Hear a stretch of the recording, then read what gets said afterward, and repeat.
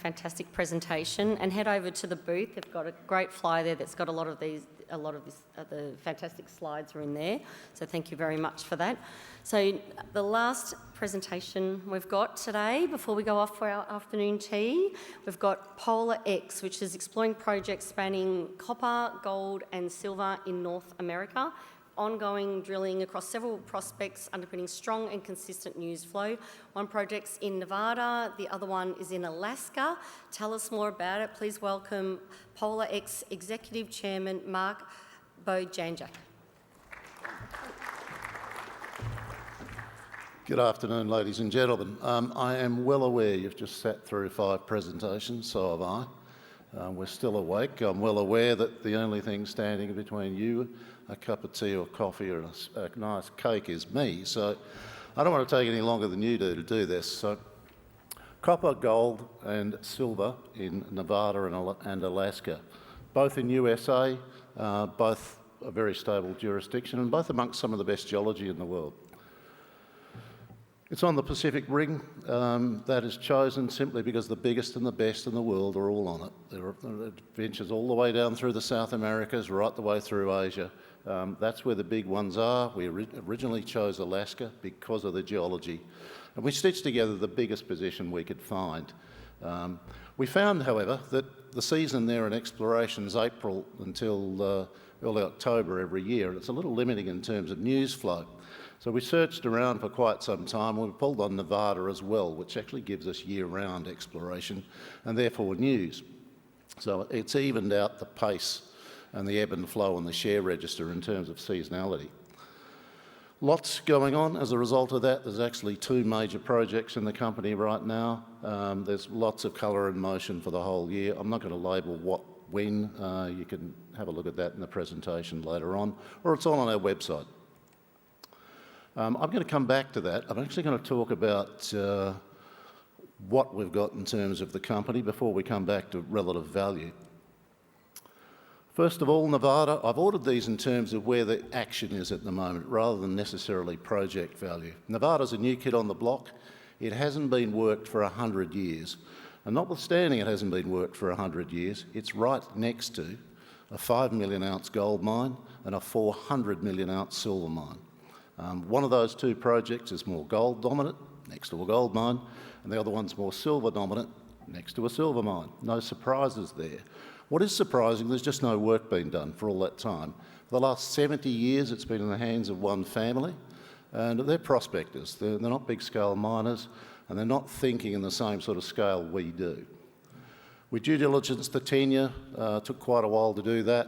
We got on ground and resampled everything, didn't believe a single result on the ground. And we did that because when you look at the sorts of grades this thing produces in rock chip samples, they're simply unbelievable. The highest grade gold rock chip sample there was over 3,000 grams a tonne. There's lots well over 100. And sure, they're rock chips, they're not drill holes. Get that, it's not going to look like that in real practice. But it's 2 kilometres up the hill from a 5 million ounce gold mine, which has been producing for several years in heap leach. So it's in the right territory, it's in the right geology. And our thoughts were not just, wow, look at these spectacular grades. We went and resampled all of that ourselves. Our bigger thought was, look, next door's mining low-grade material, and they're doing it easily. What if that whole hill also contains low-grade material surrounding those high-grade veins? And that's really what we've been about from get-go. Is this really a much bigger picture than has been viewed in the past? You can see some of these veins out to the left there. That's where the old-timers were that gave it away in 1927. But that vein system which runs through the hillside there is well over 1 kilometre long. We were the first to actually do detailed photography of this and actually see that. The others hadn't visualised that.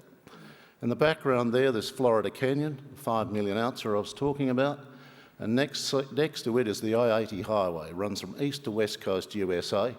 You're not in remote territory here. You're literally an hour's drive from Reno. So you're in mining country on something that really hasn't been touched. So that was quite exciting. We pieced together the tenure and then we soil sampled by grid the entire thing. And that, for the first time, revealed what you see there in the pinks and reds. It's actually quite a big system down the back of that ridge. It's well over 2.5 kilometres in length. It's well over 1 kilometre wide for all of it. So it's a big position, and it surrounds those high-grade veins with those crazy grades you saw a little earlier. We did some trenching, and we trenched some of these things consecutively up to 300 metres long. And we found what is admittedly low grade, certainly by our standards, but ore-grade material in that mine next door, because they're mining their lower cuts 0.07 of 1 gram. They're producing at under $5 a tonne in producing gold. So, you know, it doesn't need to be high grade, but the bigger question is this: if it's all modest grade, it's not waste, and if within those modest grades there's those crazy high grade veins, you get the high grades for free. We've just got the first holes in this thing ever. We've drilled 10 holes into it. I can tell you they were all in mineralised material, some of them from surface over wide intercepts. They're currently in the assay labs right now. We'd be expecting assays for those in the first 2 weeks of July at this point. Some of them are starting to dribble through, but we don't have complete data sets yet. It's not just gold, it's silver as well. And the silver in this region typically runs in the order of 10 or 12 grams per tonne. So it matters. You know, it's $25, $23 silver, it's still a contributor to the net value. But the takeaway for this is, look, yes, it'll be a big position. The one thing that we did find is we're drilling it in limestone, where we thought we'd be drilling rhyolite. It's Carlin trend. It's not where we thought we'd find it, but it's only 50 odd miles from Carlin, the town, so it's not that unexpected either. Carlin deposits don't come in small sizes, so it's an exciting time for us. It'll be interesting to see what the assay results look like, and they're only a couple of weeks away. The southern end is the more silver dominant one. The photograph there is 400 million ounces of silver at Rochester, with a modest 3 million ounces of gold credit. If you have a look at our tenure out on the right there, I don't expect you to be able to read those, but I can't. There's not one assay there in rock chips that was under 100 grams of silver, and half of that data set is over 1,000 grams. You know, it's incredibly high grade in rock chip. You'd expect that because humans have picked shiny rocks and ones they liked. Well, what I do know is that down at Rochester, they're running that at 10 to 12 grams a tonne silver, doing very well out of it, one of Nevada's largest ever heap leach operations, and this looks pretty similar. Likewise, we sampled all of it. That silver anomaly out there is 3 kilometres or more long by a couple wide. The gold on the right is loosely coincident, it's not the same. We've just got our first holes into this as well. And this had not had any work on it since 1927, so 100 years ago.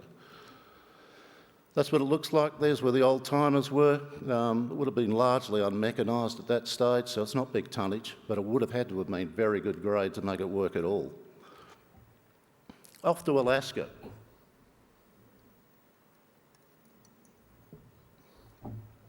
This is where we started, and I think it's still the most exciting. Some of those newfound discoveries in this country over the last 15 years are in the order of 80 to 100 million ounce gold deposits. They're big systems. It's typically in porphyry mineralisation, although not always. Pogo, which Northern Star have, is not porphyry at all. We chose it because we thought we had a porphyry system, and I think we proved that with its first discovery hole a little while ago. There we are. There's 35 kilometres of continuous tenure there. It took us a little while to stitch that together. We did it because we knew we wanted all we could get. We soil sampled all we could, and it's pretty well surface anomalised from one end of it to the other. And contextually for you guys, if it's halfway from here to Brisbane, from one end of that to the other. The biggest anomaly is 11 k's by 8. It's big system. We also have 2 smaller resources on it. Broadly, there's about 6.5 million tonnes at roughly 3% copper equivalent or roughly 5 grams gold equivalent. We're currently doing a scoping study on combining those two together into one operation, not because we want to build it today on 6.5 million tonnes, but because I want to contextualise it so you can realise that that would be economic even now if you were to build it. So every drill hole you add to this thing now is not about just exploring. You're actually adding to an already economic unit which will actually grow the value of the project. It's directly resource reserve to bottom line is what we're all about. It's got to pay for itself to do it. Turning up the site and getting lucky is really not good enough. You've really got to actually make it pay as you go. We drilled Caribou Dome last year because we needed some met sampling for it. Interestingly enough, I just told you it was a 3% model in the resource at the moment. We were drilling well over that. That particular sample that you see there was 14.8% copper. It's juicy stuff when you're in it, in very juicy chalcopyrite and pyrite.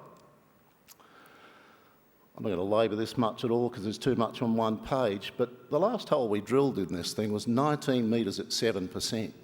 Now 7% is more than 3%, and 19 metres is a decent width that doesn't, it's not in hit and miss territory. It's wide open at depth, it's still open along strike. So the prospect of extending that well beyond its existing tonnage is absolutely real. And that's what I wanted to show you. Similarly over at Zackley, this is actually limestone skarn, so it's gold mineralisation which has been shed from a porphyry source nearby. Now we haven't found that porphyry source yet, but the red bit out to the left there is where the existing resource is. And the yellow dotted bit since then is another 2.5 kilometres of strike, which we've scout drilled over the last 2 years during the COVID lockdowns, which we've simply got to go and infill and extend. Now some of those hits are up to 50 metre thicknesses from surface at 3 gram gold. There's more there, so this thing's bigger. Likewise, investing more money drilling that to add to an existing resource reserve statement is money in the bank. It's not pure exploration, it's actually value growth. Let's wind back to where I started on Alaska. It's a porphyry system. That large anomaly there that's 11 by 8 kilometres has never been touched. The soil sampling at this stage is the only work ever done on it. Now we fired one hole into Mars, and Mars is not the best of it, it's the bit we thought we knew most about. There it is to the left, it's bright blue, green, staring you in the face. When you sampled it, it was not just copper, it was copper, gold, moly, silver. In a high grade or a high mag anomaly, surrounded by almost zero mag destruction. Your classic porphyry copper gold type deposit signature. We drilled the first hole and we drilled it late too. It was snowing, it was difficult to get the guys in and out of there, it was actually quite dangerous. So we couldn't finish the hole, but we were in porphyry style mineralisation. So it's clear, and it's uncontested I might add, that what we've got there is a porphyry discovery hole. Now here's the rub. For the last 2 years, and 3 years since I stood here, we've been pretty well dogged by being an Australian company trying to operate something overseas with lockdowns. We've not been able to get our own guys in and out of this country easily. We've had to run what we could do, such as extending Zackley, by remote control. We've had to suffer assay delays of up to 5 months in Alaska too. Now, that's the equivalent of running the Melbourne Cup in November and reading about the results in the newspaper the following Anzac Day. Nobody has the patience for that. And notwithstanding we drilled and announced 19 metres at 7% copper, it's 12 grams equivalent gold. The market wasn't interested because it had waited 5 months for it.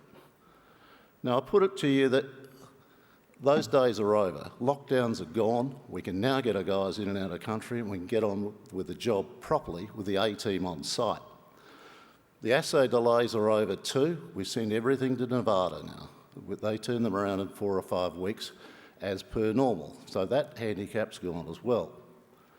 And for the first time, I can actually get on the road and tell this story again to people like you. Now, for the last 2.5 years, our audience has been limited to The existing shareholders we've had, who, much like us as board members and management, are getting tired with things being the way they were. So there's been attrition. We haven't had a new audience, so we will be back on the road telling the story and getting this thing back to where it belongs. Now, I spoke of value before this started. The company right now is capitalised at $13 million. 2.5 of that is cash, so that's 10 million EV, or what I've just shown you. I think that's value. I think any one of those projects would support that value. And we have news flow coming from the drilling we've just done in Nevada in the next few weeks. There's tax loss selling all the way from here to June 30, let's face it. So there's opportunity in that. And the scoping study stuff I talked about at Caribou Dome and Zackley is not going to be too long after that. So with those thoughts, it's T and Vicky's time, and I'll sign off. Thank you. Thank you so much, Mark. That was a great presentation. So please head over in the break to the PolarX booth and see if you can get Mark to tell you about his vintage classic car collection.